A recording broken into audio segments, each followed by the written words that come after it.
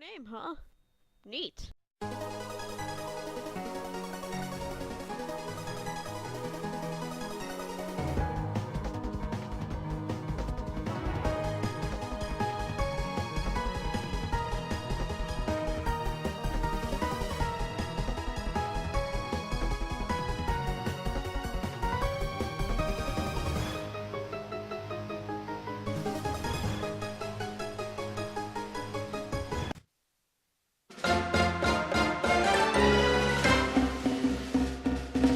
Everything was nice in my life.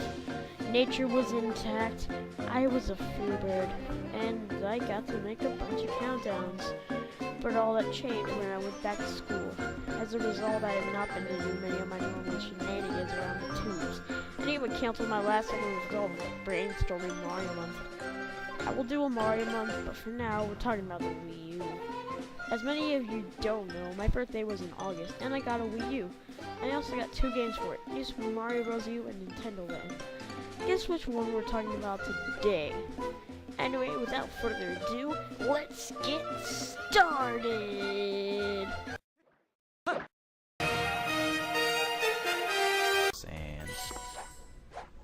I have beef with this game. It always scores low on other people's list. Of course, we're talking about Octopus Dance. This game is wonky controls, a weird setup, and does a bad job at representing its source material. In this attraction, you take the form of a dancer and you try to mimic your instructor by tilting the analog sticks left, right, up, and down. And it's supposedly representing the Game & Watch series. Honestly, I don't see it. This one doesn't live up to the other attractions just because of the gameplay. And in a game like this, gameplay is a key element.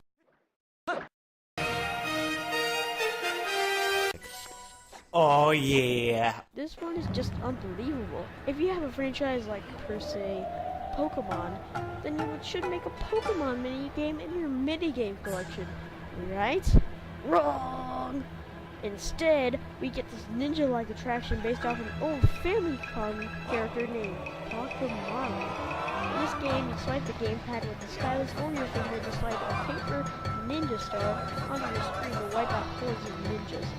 The one gripe I have in this game is that I don't want to come back to it. I played, but I just don't want to come back to it. And that is a recipe for disaster. Not to mention that nobody outside of Japan would know who Pokemon is.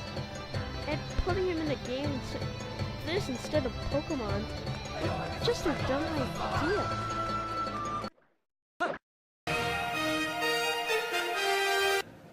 Oh, I gotta. Oh my god. You remember FZero, right? High-paced action, being able to explode your other opponents, and being as hard as a pretzel on the outside? This is somewhat like it. Captain Falcon's Twister Race is a game in which you control the Blue Falcon using tilt controls. It can't really go fast at all, at least in FZero standards. The main reason it's this low on the list is the same reason why I don't like Pokemon Ninja Castle that much. I don't come back to it. It just seems unappealing to my eye. I mean, come on, I've never even played an FZero game, but I know this is just unappealing to me to the cool fans of the series. You want me to end until I go? Okay.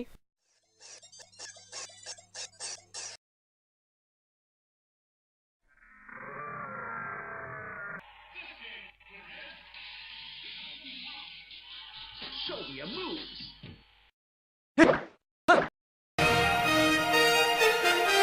But here we go. Oh my god! We're finally getting into the really good ones here, and the gateway to the great attraction of Nintendo Land starts with our favorite green dinosaur, Yoshi, in the form of Yoshi's Fruit Cart. This attraction has you drawing lines of the gamepad to get to a certain fruits on the screen. Well, TV screen, that is. Huh. There's such a difference. Why do I like this game? Well, it's challenging enough for a veteran player, but yet seems so simple for younger audiences. But first, let me explain it. This attraction has you drawing lines on the gamepad to get to certain fruits on the screen, but you can't see the fruits on the gamepad.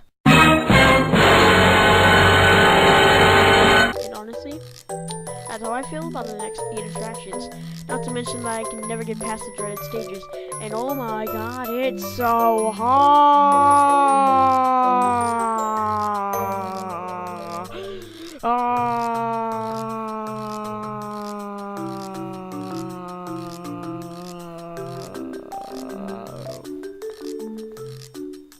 I need a check. Already, I know it. You want to know what my least favorite multiplayer game of the bunch is? Pikmin Adventure. The main reason is that each stage is broken up into thirds, and since there are 32 levels, that means that there are 96 stages in the attraction. Are you serious? The main reason it is this high is because of the gameplay. The gameplay is like that of your basic Pikmin game, but more action-oriented. Honestly, I got tired of it really fast. It has its ups and its downs, but overall, it's a good attraction. Objection! This game is the game I've been reading for since 2004! Why don't you like this game number 1? Because I just don't like it. Case closed. With like other people and stuff like that, just random games. Well, this is relaxation if I ever did see it. Balloon Trip Breeze has some of the most relaxing elements in the entire game, and the most relaxing being in the music. But before we get there, we gotta discuss the gameplay. Essentially, you're the last airbender, and it's your duty to guide the balloon fighter through numerous courses while avoiding enemies and nocturnal. While it may not seem relaxing, trust me, it definitely is. Excuse me, I gotta go for a nap because it's just so relaxing. Yep. I'm totally not tired. I just wanna listen to music. Screw you all.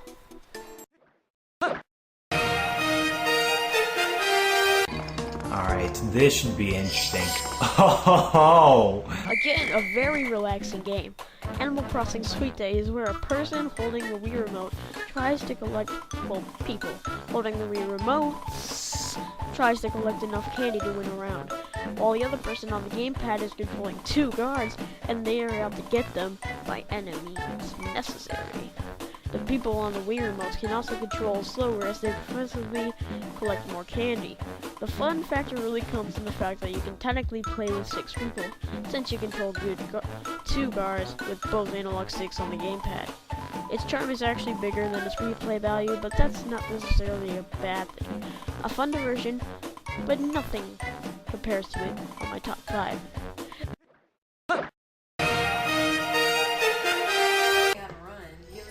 I don't even know how to look at It's tagged with Mario! How creative! But, like the new Super Mario Bros. Series, non-innovation doesn't make the game bad. Thus is the case with Mario Chase. This one involves Toad, controlled by the Wii Remote players, chasing Mario, controlled by the person with the gamepad. And that's basically it, but it shines where most other multiplayer games shine, the chaos that's ensued. And thus, it's placed high on the list.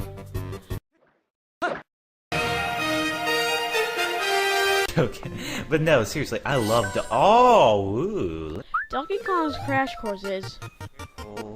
It's really... Bananas and Luigi, but... Idea! Stop! Okay, just stop for a second. Donkey Kong's Crash Course is incredibly hard, but addicting. Because of its simplicity, your me is basically a living car and you need to get it to Pauline in order to win a level. The problem is you're not very durable, so you can crash easily. The name of Crash... Careful.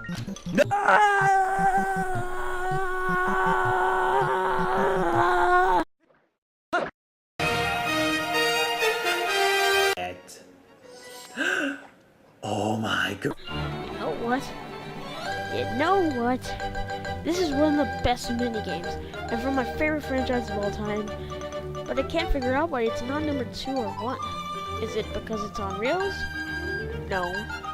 Is it because I was really looking forward to this one and I was just disappointed? No. Was it because I was underwhelmed with the lack of stages to go through? Of course. In this one you can play as a sermon with the Wii Remote Plus, or in Wii Remote with the Motion Plus inserted. But you don't need a nunchuck. If you want to be an archer, you're gonna need to use the gamepad and aim with the gyroscope and left stick, while firing arrows with the right stick. Again, the main reason it isn't number 2 or number 1 is because it only has 9 levels, and for an adventure game, that's underwhelming. And that's why it's only number 3. But it also has something good, since it is in the top 3, and that's where the motion controls have to come in. They honestly remind me a lot of Skyward Sword, which is never a bad thing, and that's basically why I love it. It has Skyward Sword touch, while still somehow having that Zelda charm. Plus, all enemies and music were taken right out of the games. Can't blame me for being nostalgia blind.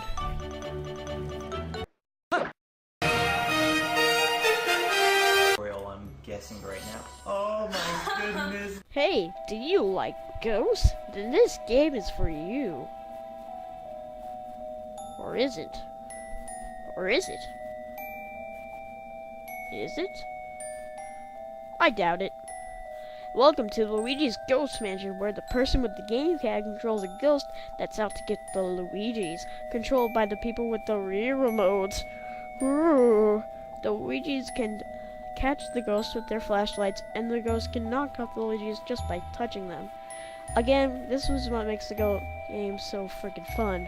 The fact that you're playing with your friends. Also, at times it can get legitimately frightening, especially if you're playing in the dark. It's even more fun if you're the gamepad player, since he determines everybody's fate. Let's just say... You